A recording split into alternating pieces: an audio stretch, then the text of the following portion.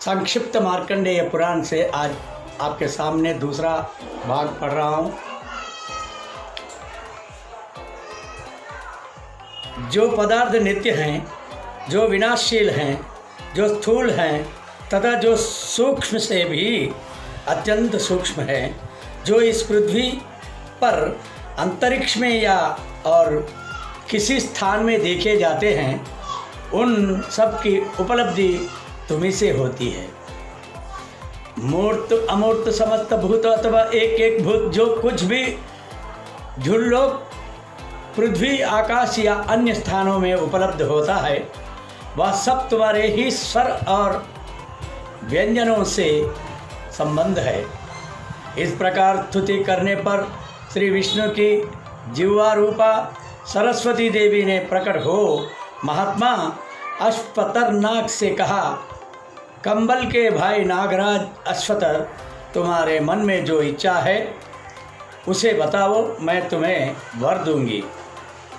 अश्वतर बोले, देवी पहले तो आप कंबल को ही मुझे सहायक रूप में दीजिए और हम दोनों भाइयों को संगीत के समस्त स्वरों का ज्ञान करा दीजिए।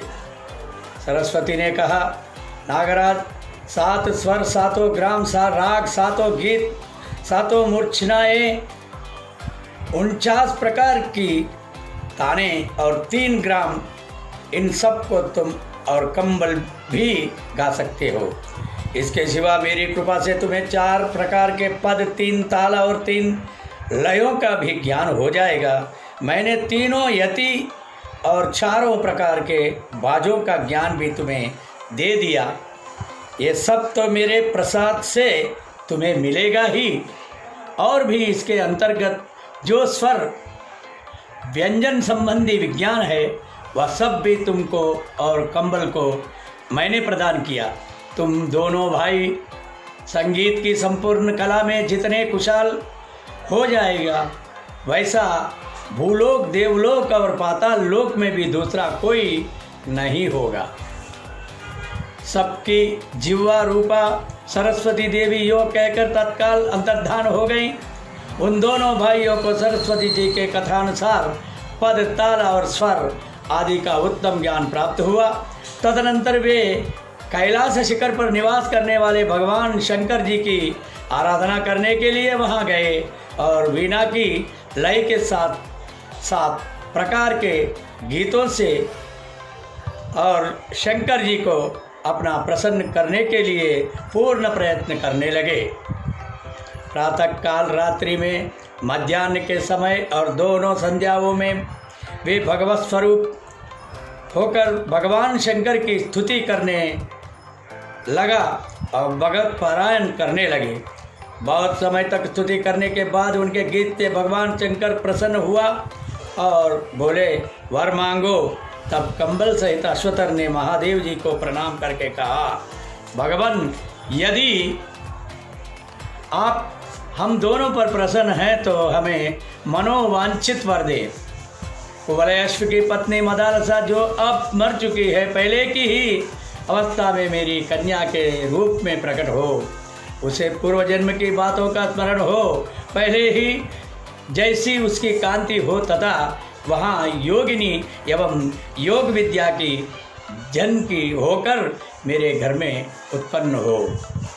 महादेव जी ने कहा, नागराज, तुमने जो कुछ कहा है वह सब मेरे प्रसाद से निश्चय ही पूर्ण होगा।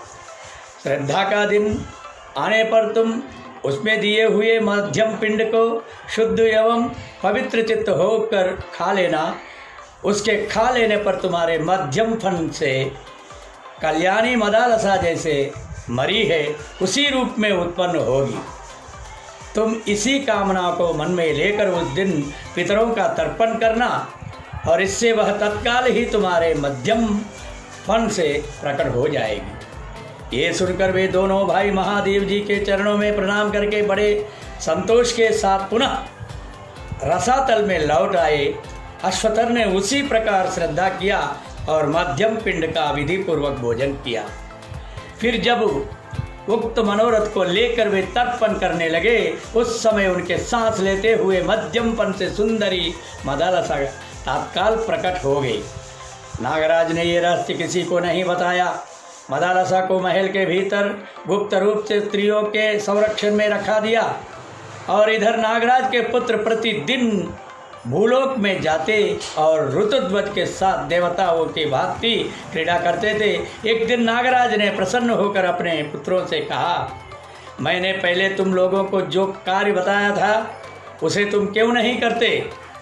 पुत्रों, राजकुमार ऋतुध्वज हमारे उपकारी और सम्मानदाता हैं, फिर उनका भी उपकार करने के लिए तुम लोग उन्हें मेरे पास क्यों नहीं लाए आते? अपने स्नेही पिता के यूँ कहने पर वे दोनों मित्र के नगर में गए और कुछ बातचीत के प्रसंग चलाकर उन्होंने कुवलयाश्व को अपने घर चलने के लिए कहा। तब राजकुमार ने उन दोनों से कहा, सखे, ये घर भी तो आप ही दोनों का ही है। धन, वाहन, वस्त्र आदि जो कुछ भी मेरा पास है वह सब आपका भी है। यदि आपका मुझ पर प्रेम है तो आप धन रत्न आदि जो कुछ किसी को देना चाहे यहाँ से लेकर दे। दुर्दैव ने मुझे आपके स्नेह से इतना वंचित कर दिया कि आप मेरे घर को अपना नहीं समझते। यदि आप मेरा प्रिय करना चाहते हो अथवा यदि आपका मुझ पर अनुग्रह हो तो मेरे धन और गृह को आप लोग अपना ही समझे। आप लोगों का जो कुछ है वह मेरा है और मेरा आप लोगों का है। आप लोग मेरे बाहरी प्राण हैं, इस बात को सत्य माने। मैं अपने हृदय की शपथ दिलाकर कहता हूँ, आप मुझ पर कृपा करके फिर ऐसी भेदभाव को सूचित करने वाली बात कभी मुँह से ना निकाले। ये सुनकर उन दोनों नागकुमार के मुख स्नेह के आंसुओं से भीग गए और वे कुछ प्रेमपूर्ण रोष से बोले, ऋतुध्वज, तुम जो कुछ कहते हो उसमें तनिक भी संदेह नहीं है। हमारे मन में भी वैसा भी बात है, वैसा ही भाव है, परंतु हमारे महात्मा पिता ने बार बार कहा है कि मैं कुवलयाश्व का देखना चाहता हूँ। इतना सुनते ही कुवलयाश्व अपने सिंहासन से उठकर खड़े हो गए और ये कहकर कि पिताजी की जैसी आज्ञा है वही करूँगा, वे पृथ्वी पर उनके उद्देश्य से प्रणाम करने लगे। कुवलयाश्व बोले, मैं धन्य हूँ, अत्यंत पुण्यात्मा हूँ, मेरे समान भाग्यशाली दूसरा कौन है, क्योंकि आज पिताजी मुझे देखने का इच्छा करते हैं। अतः मित्रों, आप लोग उठो और उनके पास चले। मैं पिताजी के चरणों की शपथ खाकर कहता हूँ, उनकी इस आज्ञा का क्षण भर भी उल्लंघन करना नहीं चाहता।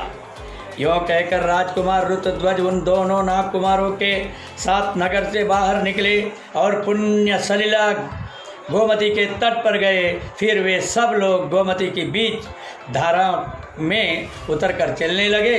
राजकुमार ने सोचा, नदी के उस पार इन दोनों का घर होगा। इतने में ही उन नागकुमारों ने उन्हें खींचकर पाताल पहुंचा दिया।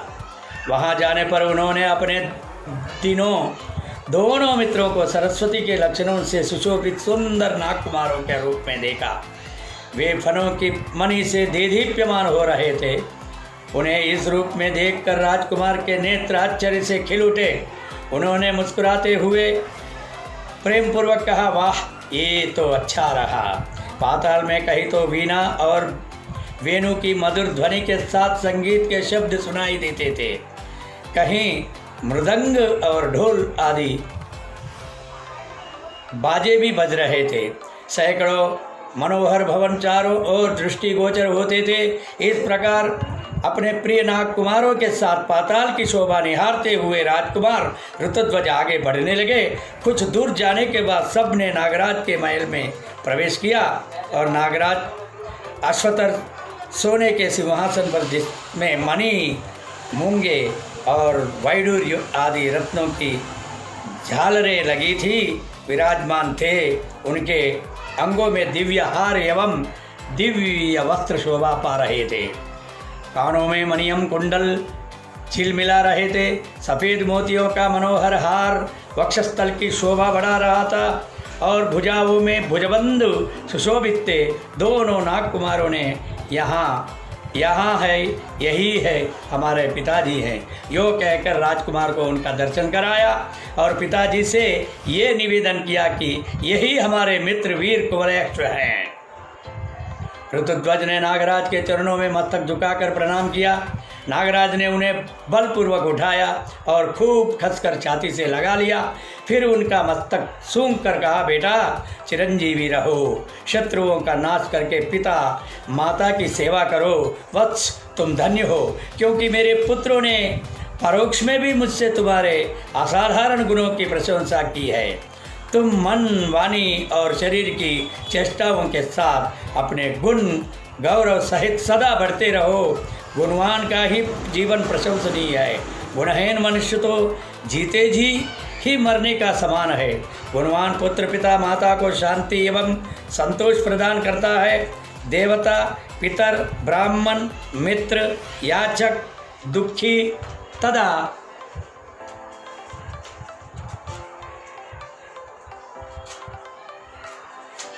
तथा बंधु बांधव भी गुणवान पुरुष के चिरंजीवी होने की अभिलाषा रखते हैं।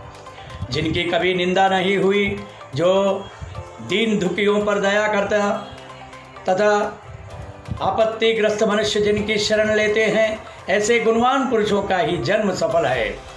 वीर कुवलयाश्विनियों से ये कहकर उनका स्वागत सत्कार करने के लिए नागराज अपने पुत्रों से बोले, बेटा क्रमशः स्नान आदि सब कार्य पूरा करके इन्हें इच्छानुसार भोजन करावो। उसके बाद हम लोग इनसे मन को प्रसन्न करने वाली बातें करते हुए कुछ काल तक एक साथ बैठेंगे। राजा शत्रुजित के पुत्र ने चुपचाप उनकी आज्ञा स्वीकार की। तत्पश्चात सत्यवादी नागराज ने अपने पुत्रों तथा राजकुमार के साथ प्रसन्नता पूर्वक भोजन किया। अपना चैनल को लाइक करो, शेयर करो, सब्सक्राइब करो।